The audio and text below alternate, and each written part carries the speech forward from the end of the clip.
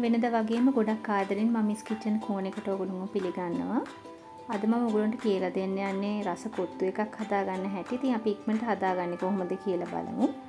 මුලින්ම මම කරන්නේ රත් වෙච්ච පෑන් එකට තෙල් ටිකක් දාලා මේ විදිහට ඉඟුරු සුදු ලුණු පේස්ට් එක දාගන්නවා. ඒක විනාඩියක් විතර ටෙම්ප වෙද්දී ඒකටම බිත්තර ටිකක් කඩාගෙන දාගන්නවා. දැන් මම ඕන ආයෙත් බිත්තරයක් දාගත්ත මේකට.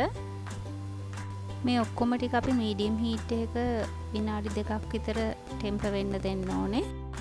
ඊට පස්සේ මම දාගන්නේ අපේ රස අනුව ලුණු තමයි. ගෙදර අය කන කොත්තු හින්දා මම මේකට වැඩියෙන් කැරට් එහෙම දාගත්තා. ඊට පස්සේ මම දාගන්නවා ලීක්ස් ටිකත්. ඒකත් චුට්ටක් අපි මික්ස් කරගමු. දැන් දාගන්නේ කපාගත්ත තක්කලි ටික. තව ලොකුවට කපාගත්ත බීලුණු ටිකත් මේකට දාගත්තා. ඔන්න ඒකටම කරපිංච ටිකකුත් මම දාගත්තා. දැන් අද මම හදන කොත්තු එක රස වෙන්නේ චීස් දාලා. ඉතින් මම චීස් කොත්තු එකක් තමයි හදන්න යන්නේ.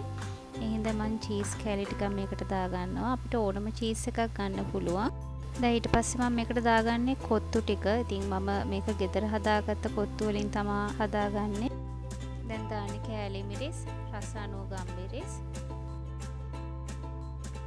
හොඳ චීස් රසයක් එන්න හින්දා මම මේකට ෆ්‍රෙෂ් මිල්ක් ටිකකුත් දාගත්තා. කෝප්ප 2ක් විතර.